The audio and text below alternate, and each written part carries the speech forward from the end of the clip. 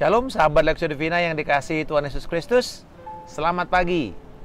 Dalam episode kelima dari seri Esensi Kedewasaan Kristen, di mana jalan yang kelima yang harus kita tempuh sepanjang perjalanan seumur hidup kita untuk mencapai kedewasaan rohani adalah dengarkan suara Tuhan. Ibrani pasal yang ke-12 ayat 25 sampai dengan 27. Jagalah supaya kamu jangan menolak Dia yang berfirman, sebab jikalau mereka yang menolak Dia yang menyampaikan firman Allah di bumi tidak luput, apalagi kita jika kita berpaling dari Dia yang berbicara dari sorga. Waktu itu suaranya menggoncangkan bumi, tetapi sekarang Ia memberikan janji, satu kali lagi aku akan menggoncangkan bukan hanya bumi saja, melainkan langit juga. Ungkapan satu kali lagi menunjuk kepada perubahan pada apa yang dapat digoncangkan, karena ia dijadikan supaya tinggal tetap apa yang tidak tergoncangkan.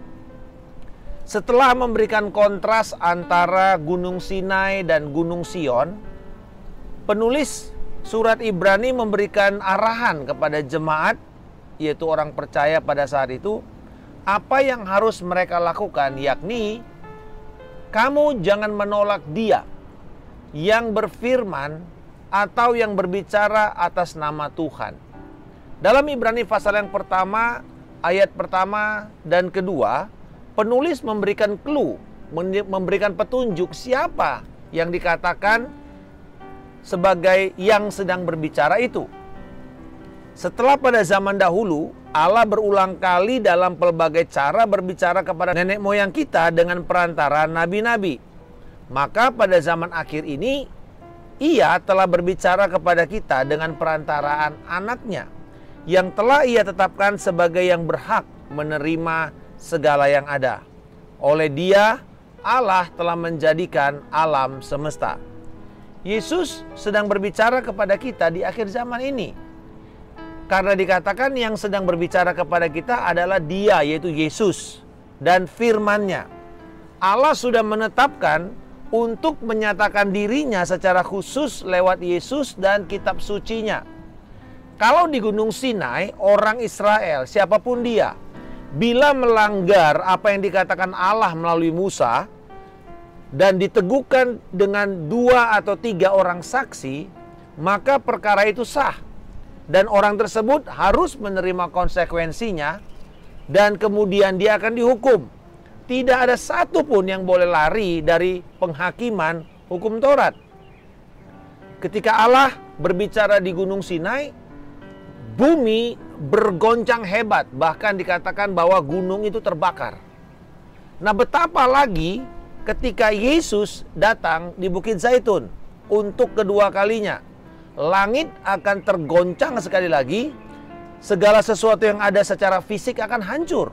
Wahyu pasal yang ke-6 ayat 12 sampai dengan 14 berkata, maka aku melihat ketika anak domba itu membuka materai yang ke-6, sesungguhnya terjadilah gempa bumi yang dahsyat, dan matahari menjadi hitam bagaikan karung rambut, dan bulan menjadi merah seluruhnya bagaikan darah. Dan bintang-bintang di langit berjatuhan ke atas bumi bagaikan pohon ara yang menggugurkan buah-buahnya yang mentah. Apalagi digoncang angin yang kencang. Maka menyusutlah langit bagaikan gulungan kitab yang digulung, dan tergeserlah gunung-gunung dan pulau-pulau dari tempatnya. Hanya yang rohani yang tidak tergoncangkan, yang akan bertahan dan kekal. Bahkan terjadi kehancuran total bumi.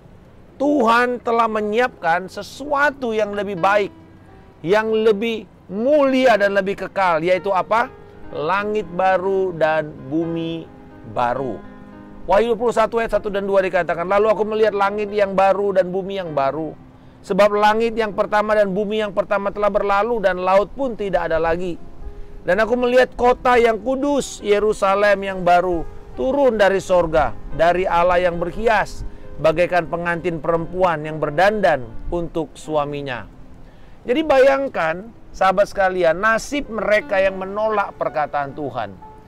Bila hukum Taurat saja begitu mengerikan ketika orang itu dihakimi, bagaimana lagi penghakiman yang datang dari anak manusia, yaitu Yesus Kristus.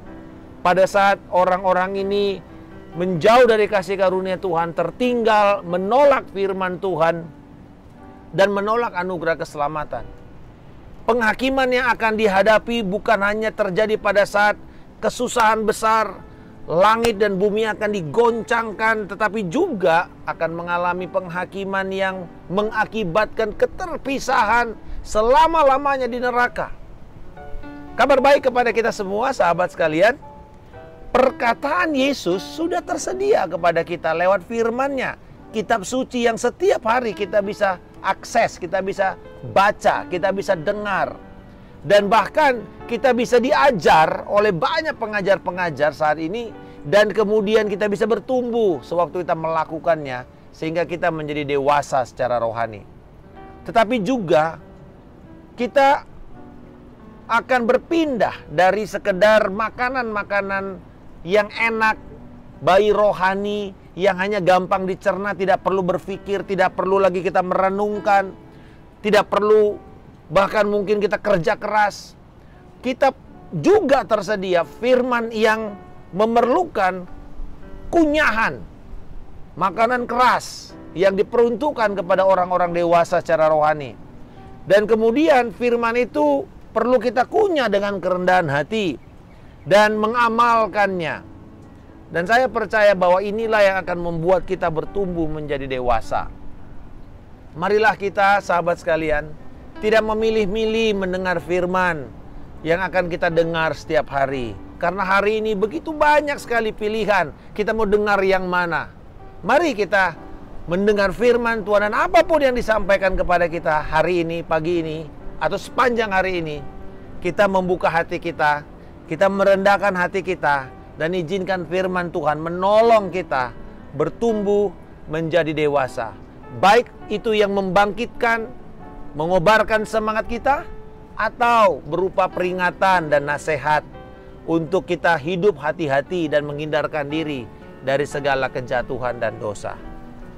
Bapa di surga, aku bersyukur untuk firman dan suara Kristus yang tersedia setiap hari dalam kitab suci-Mu.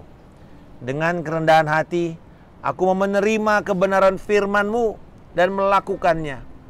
Walau keras dan sulit, aku percaya anugerah-Mu cukup bagiku untuk bertekun melakukannya hingga Kristus nyata di dalam hidupku.